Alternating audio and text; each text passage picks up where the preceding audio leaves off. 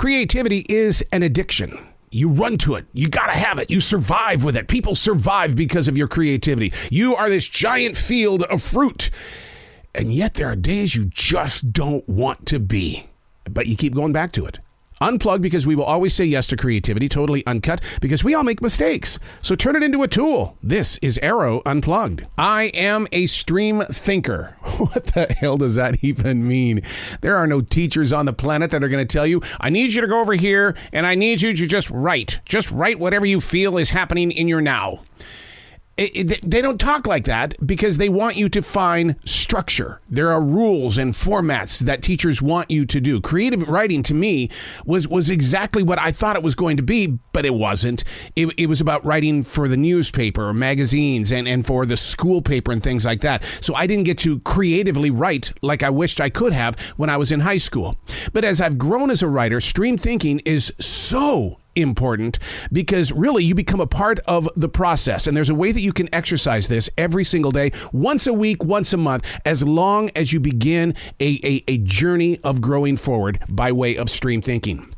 It's 1 page, 10 minutes to write, absolutely no editing. You've got to leave the perfectionist over there, okay? Because the perfectionist is never happy. They're just going to settle eventually, and then you're going to get upset. You're going to put your writing away. So 1 page, 10 minutes to write, no editing, and it gives you plenty of time to talk about it in the end. This is Stream Thinking, the Power of Now. And today we're reading from May 21st, 2022, a book of thoughts. Do they really belong to me? Sure, my hand spread the ink, but is it the way that I think? I've always lived by the rule of art doesn't get to stay with us. It's meant to be passed forward. A book of thoughts, the same.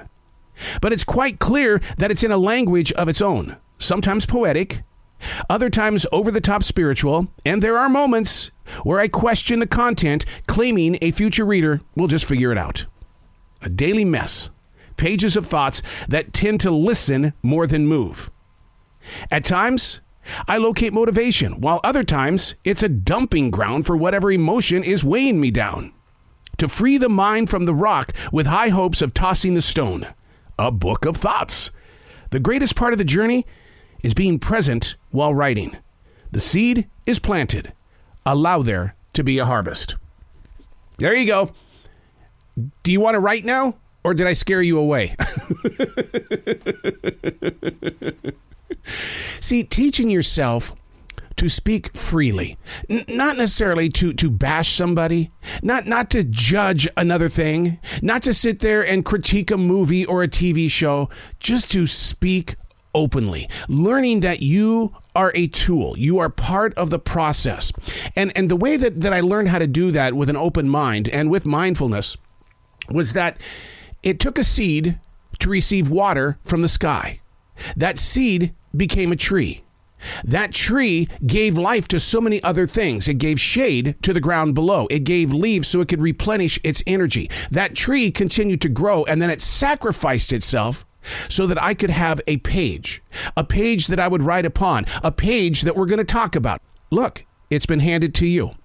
It's the continuation. That's why stream thinking is so important. What are you doing in your personal life that you are blocking your thinking pattern? I think all the time, and people don't like the way that I think. Then write about it. Write about it. Write about why don't you think they like what you think? And build up that connection to how you think, and then more importantly, how you're going to use it as a tool for somebody else. And it doesn't mean that you have to go out there and preach the word. You have to listen to me because it moved through me. That's not it at all. All it is that it's like, I heard something, and I want you to know about it. Not that I'm pushing it through you.